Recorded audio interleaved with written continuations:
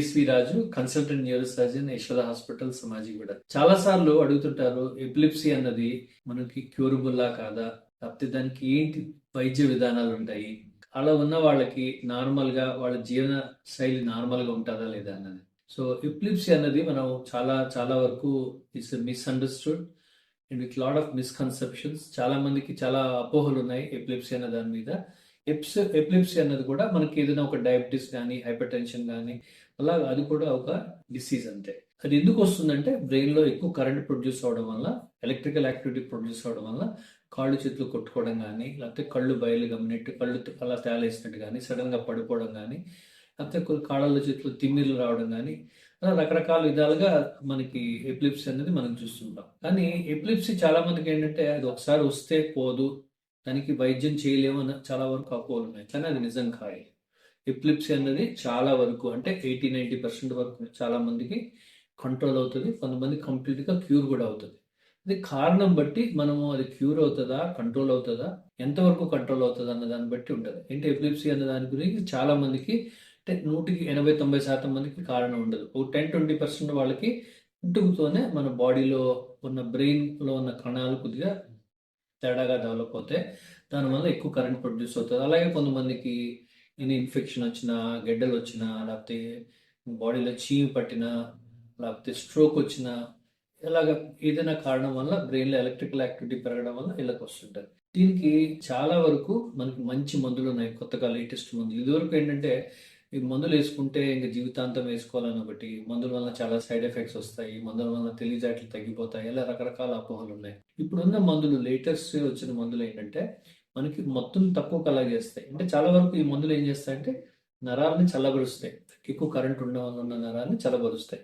So ఇప్పుడు ఎప్పుడైతే మనము ఈ మందులు ఇచ్చామో కొంతమందికి నిద్ర వచ్చినట్టు, మత్తుగా ఉన్నట్టు ఉంటుంది. సో ఇలా ఉన్న వాళ్ళు ఒక ఫస్ట్ అది ఫ్యూ డేస్ లో, తర్వాత ఫ్యూ మంత్స్ లో నెమ్మదిగా వాళ్ళకి అది ఆ టాలరెన్స్ అంటారు, అంటే ఆ డ్రౌజినెస్ కానీ, నిద్ర కానీ నెమ్మదిగా తగ్గిపోతుంది వాళ్ళు. సో ఎవరైతే ఈ మందులు అయితే రెగ్యులర్ గా వాడుతుంటారో వాళ్ళకి మనం అనుకున్నట్టు 80-90% మంచిగా తగ్గడానికి, కంట్రోల్ అయిపోవడానికి కూడా అవకాశం ఉంటుంది. ఒకవేళ తగ్గనట్టయితే మనకి ఒక మందు కాకపోతే రెండో మందు, కొన్నిసార్లు 3-4 మందులు కూడా పెడుతుంటాం. ఈ మందుల వల్ల మెయిన్ ఇంపార్టెంట్ ఏంటంటే రెగ్యులర్గా ఫాలో అవ్వాలి. ఎందుకంటే ఈ మందులు ఎస్పెషల్లీ 2-3 రకాల మందులు వాడినప్పుడు దానివల్ల కొన్నిసారి సైడ్ ఎఫెక్ట్స్ రావడం కానీ, నిద్ర ఎక్కువ రావడం కానీ, కళ్ళు తిరగడం కానీ అలాంటివి జరుగుతుంటాయి.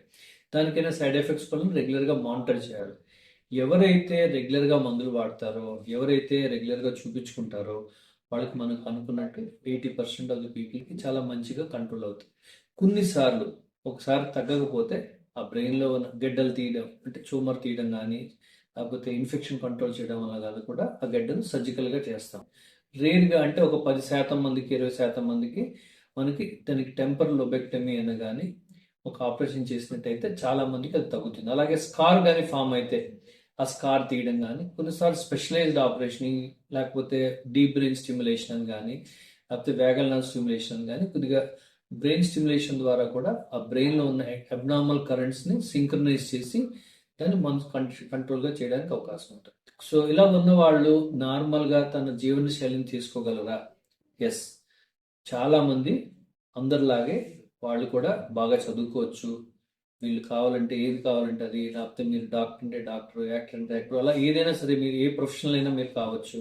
దాంతోపాటు అందరిలాగే you can raise a family, you can have a need a normal life. కొద్ది కంట్రోల్ అయ్యే వరకు డ్రైవింగ్ అలాంటివి మాత్రం చేయకూడదు. ఒకసారి కంట్రోల్ అయ్యి ఒక 6 నెలల, సంవత్సరం అట్లీస్ట్ కంట్రోల్ కాకుండా ఉన్నట్టయితే డ్రైవింగ్ అనేది మాత్రం చేయకూడదు. అదర్వైజ్ మోస్ట్ జాబ్స్ అన్ని కూడా వాళ్ళు నెమ్మదిగా అన్ని జాబ్స్ చేసుకోవచ్చు. టుగెదర్ అంటే మీరు మీ డాక్టర్తో కానీ కలిసి రెగ్యులర్గా working together, you can lead a normal life like any other person. You can gain your normal life what is before like anybody. మీరు చేయగలిగిందల్లా మీకు కానీ, మీ ఫ్యామిలీ మెంబర్స్ కానీ, మీకు ఎవరైనా లవ్డ్ వన్స్ కానీ ఎపిలిప్సీ ఉన్నట్టయితే just support them. They need that family support, love and affection. So that వాళ్ళకి confidence కానీ మనం క్రియేట్ చేసినట్టయితే వాళ్ళ లైఫ్ కూడా అందరిలాగా ఉండి నార్మల్గా ఉండడానికి అవకాశం. Thank you.